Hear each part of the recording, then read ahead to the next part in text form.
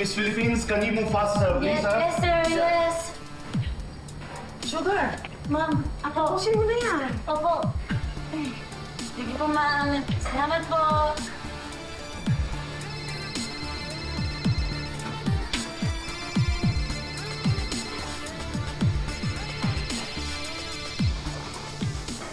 Kuya! Good day from Bali! Kamusta dyan? Papatayin ko siya! Gugulpihin ko siya. Uy, kalma. Ano ba? Sino kaaway mo? Yung hayop na coach na yan, pinupolitika ako. Hindi ako sinali sa lineup dahil ayokong uminom ng steroids. Kuya, huwag kang iinom ng steroids, ha? Masama yan sa katawan. Huwag mong gagawin yan. Pipili na lang daw siya ng iba kung marunong sumunod. Eh, di umalis ka na lang dyan. Maghanap ka na lang ng ibang management team. Nakadali ako dito eh. Tali ako sa kontrata ko. Di rin ako makakapag-compete. Sisirain niya ako sa MMA community. Sugar, pwede ako mawala ng karir. Kuya, umalis ka na lang. Umuwi ka na lang sa atin.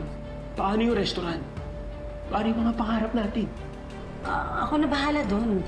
Magdodoble kayod na lang ako dito para mas lumaki yung ipon. Aalis ka, ha?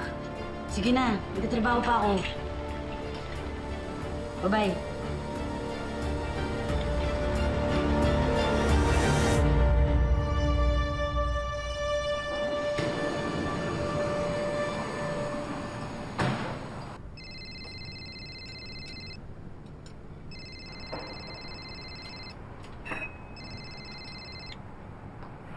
Mama, tawagan ko kayo mamaya. Nasa trabaho pa po ako.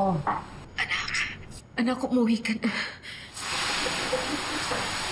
Umiyak ka ba? Wala na si Kuya Byron. Patay na Kuya Byron mo. Patay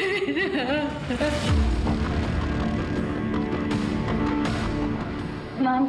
Ma'am, pwede ka kayo makausap? Why? What's wrong?